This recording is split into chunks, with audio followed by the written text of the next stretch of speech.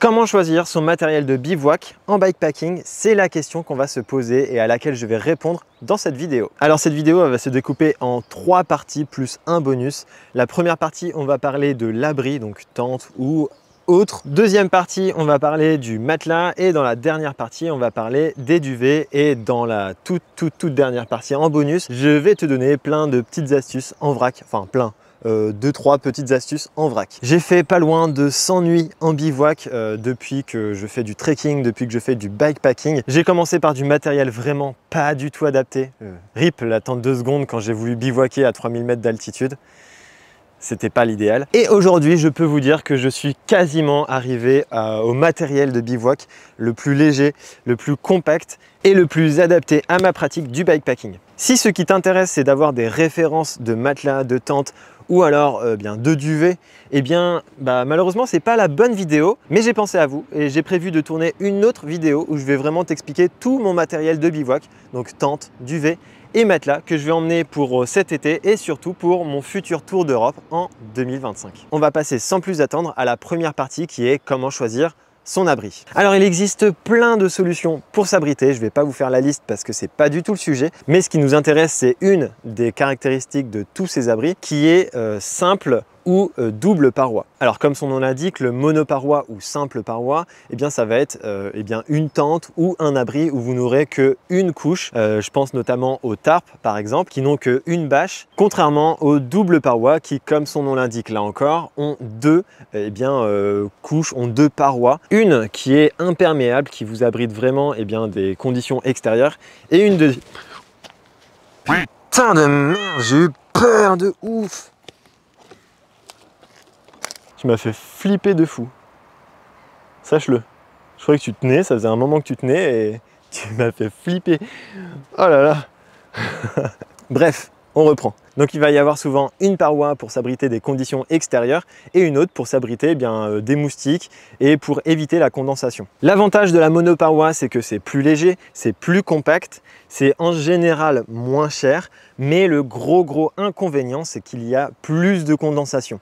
A l'inverse, les doubles parois, c'est souvent plus cher si vous voulez avoir une double paroi qui est léger et compact. Et ça va être généralement un petit peu plus lourd et un petit peu plus volumineux que la simple paroi. Mais par contre, vous allez être aussi bien abrité des intempéries, des conditions extérieures, donc comme les simples parois, mais aussi des insectes. Mais aussi et surtout, il y aura une meilleure circulation de l'air, ce qui évitera la condensation. Et entre nous, pour avoir testé de la simple paroi avec condensation, c'est quand même pas l'idéal quand ça tombe sur les duvets. On en reparlera quand ça sera le moment des duvets. Pour vous illustrer la différence entre simple paroi et double paroi, je vous ai apporté le matériel que j'ai utilisé et que j'utilise encore. Ici, on a de la simple paroi, c'est juste un tarp avec des œillets, il y a du cordage pour le maintenir entre deux arbres ou sur le vélo. Ça fait 500 grammes, 1,5 litre, donc c'est vraiment très petit. Vous pouvez le comparer avec un bidon de 775, alors c'est un tout petit peu plus volumineux, effectivement, mais comparé à la tente, c'est beaucoup plus léger et moins volumineux. D'ailleurs, la tente, parlons-en,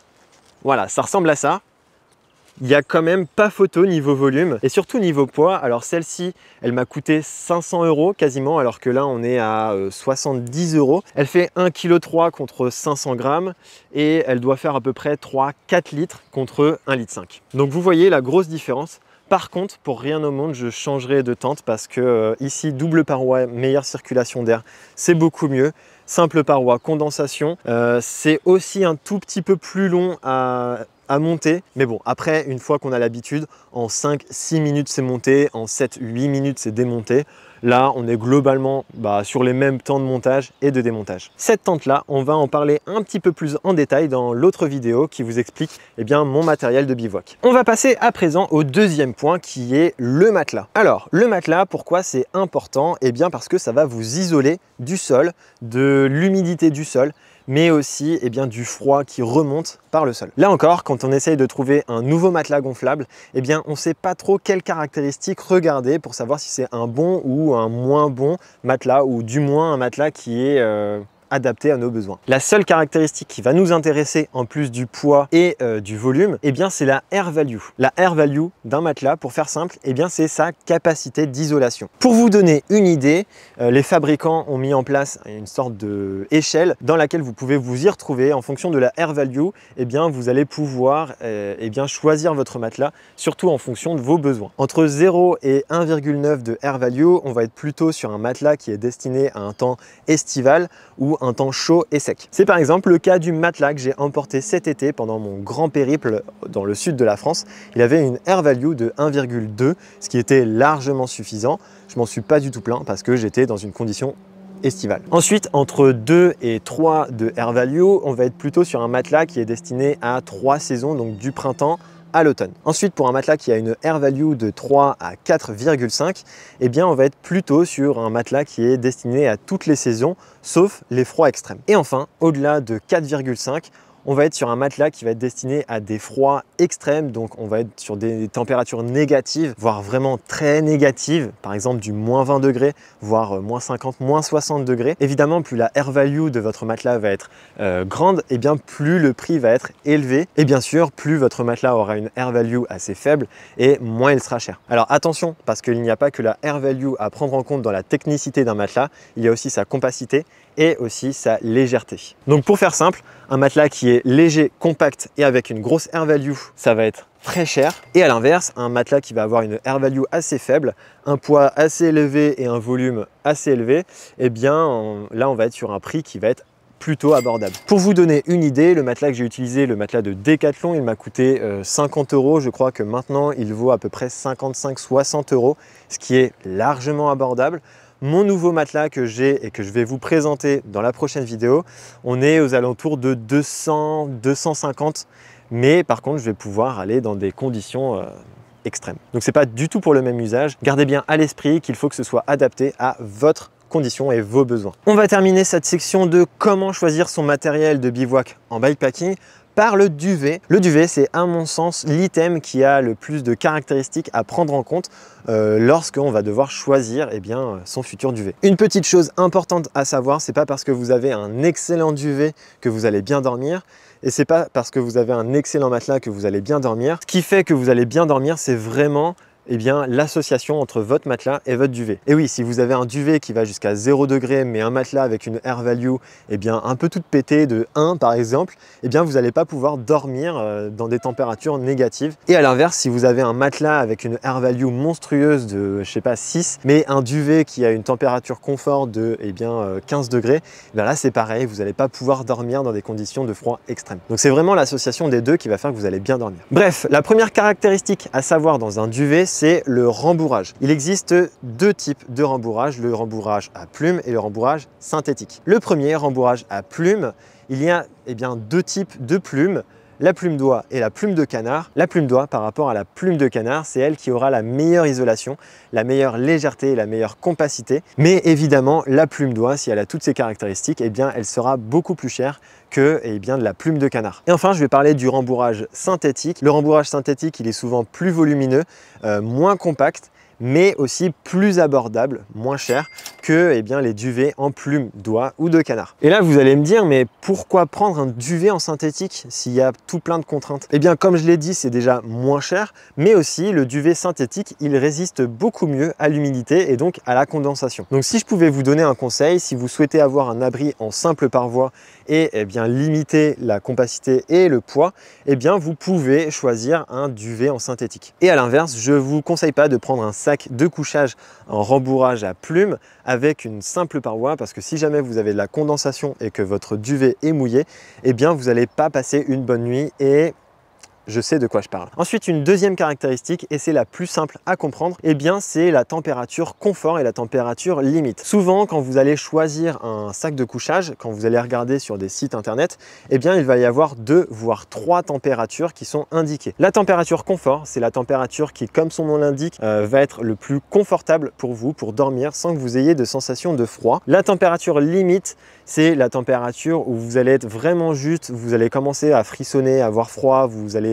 devoir vous habiller, mettre des chaussettes, des gants, ou bien une sorte de pyjama ou des vêtements. Et la température extrême, si elle est dépassée ou si vous en approchez, eh bien ça va être une température vers laquelle vous allez être peut-être en hypothermie. Donc vous allez surtout vous fier à la température confort et la température limite, parce que la température confort, elle est beaucoup liée déjà au genre, mais elle est aussi liée à votre corpulence, à votre activité physique, à votre niveau de fatigue. Elle est liée à énormément de choses, à l'altitude, etc. Bref, référez-vous surtout à la température confort. Donc si vous souhaitez partir, je sais pas moi, en Norvège en plein hiver, eh bien vous allez plutôt choisir une température confort autour de -10. Évidemment, plus la température confort est élevée, plus vous allez avoir du rembourrage, donc que ce soit en synthétique ou en plume, et plus votre duvet va être volumineux et lourd. En résumé, voici les caractéristiques auxquelles il va falloir faire attention lors de vos prochains achats de matériel de bivouac en bikepacking. Alors pour l'abri, c'est savoir si c'est une simple paroi ou une double paroi qu'il vous faut. Concernant le matelas, vous allez surtout regarder la air value. Et enfin, pour les duvets, vous allez regarder à la fois le rembourrage, donc synthétique ou plume, et à la fois connaître votre température de confort. Bien évidemment, lorsque vous allez choisir votre futur matériel, vous allez aussi regarder le poids et le volume de chaque item. Mais bon, pour ça, je pense que vous n'avez pas besoin de moi. On va finir cette vidéo par des petits bonus pour vous donner quelques petites astuces pour votre bivouac. La première astuce, si vous voulez augmenter votre température confort de votre duvet, mais aussi si vous voulez allonger la durée de vie de votre duvet, eh bien je vous conseille d'utiliser un drap de soie. Alors ça prend un petit peu de place, c'est pas très lourd, ça fait 110 grammes. Là, c'est le drap de soie de chez Decathlon. Le plus light et le plus compact. Alors, je suis d'accord, ça prend quand même un petit peu plus de place, mais vous allez pouvoir gagner 1 ou 2 degrés de température confort. Et en plus, si jamais vous suez un petit peu la nuit, et bien grâce à ça, vous n'allez pas trop abîmer votre duvet, et parce que c'est le drap de soie qui va tout prendre. Et ça peut convenir aussi à ceux qui font un mixte entre bivouac et je sais pas, auberge de jeunesse ou hôtel. Si vous n'êtes pas trop confiant dans les draps ou dans la literie de là où vous allez dormir, je vous conseille d'avoir un petit drap de soie avec vous. Comme ça, vous vous mettez à l'intérieur, c'est un peu comme un duvet. Vous vous mettez à l'intérieur et puis vous dormez bien. Et sans prendre le risque d'avoir des punaises de lit ou d'avoir une literie pas forcément très saine. Qui dit bivouac dit dormir, qui dit dormir dit avoir un oreiller. Vous pouvez très bien vous acheter un oreiller gonflable. Celui-ci par exemple, c'est un oreiller que j'ai acheté il y a très longtemps, qui fait 170 grammes chez Decathlon. Ça ne coûte pas très cher, c'est pas très gros, mais vous pouvez éviter d'en avoir un, ou du moins grâce à une petite astuce, vous pouvez en avoir un qui vous sert à plusieurs choses. Moi, ce que je fais et ce que j'ai fait pendant un mois cet été, c'est d'utiliser ma doudoune. Ma doudoune qui me sert pour moi, pour me réchauffer et pour, je sais pas, aller chercher de l'eau ou faire ma vie sur le camp alors qu'il fait un tout petit peu froid. Et je l'utilise aussi en oreiller. Pour ça, il y a 2 astuces. C'est soit vous l'utilisez comme ça et c'est hyper ferme, soit vous le dépliez, vous mettez la fermeture éclair, vous mettez à l'intérieur des vêtements, vous refermez un petit peu le tout. Et puis, ce que je vous conseille aussi, c'est de mettre un petit t-shirt par-dessus. Et puis, ça peut vous faire un oreiller qui est un petit peu plus fin, mais pas moins confortable. Et enfin, la dernière petite astuce que je vais vous donner pour votre bivouac, c'est lors du rangement de votre duvet. Souvent, on passe un temps fou parce qu'on veut le plier dans tous les sens, ça rentre pas, ça prend trop d'air, etc., etc. Si vous avez un duvet en plume d'oie et même un duvet synthétique, vous n'avez pas besoin de le plier. En fait, il faut faire tout l'inverse. Il faut le mettre un peu n'importe comment. Vous avez juste à bourrer dans son sac de compression ou dans votre sacoche. Parce que le problème, si vous le pliez toujours de la même manière, vous allez casser la fibre, vous allez éloigner, casser les plumes ou alors casser la matière synthétique à l'intérieur, ce qui fait qu'il va y avoir des déperditions de chaleur là où votre duvet est toujours plié au même endroit. Et c'est ici que s'achève cette vidéo sur comment choisir son futur matériel de bivouac en bikepacking. Comme d'habitude, je t'invite à aimer, commenter et partager cette vidéo. N'oublie pas d'activer la cloche, c'est peut-être le plus important si tu ne veux pas louper la prochaine vidéo où je t'expliquerai tout mon matériel que je vais utiliser pour mon prochain périple. Allez, en attendant, je te dis à très bientôt pour de nouvelles aventures. Allez, ciao!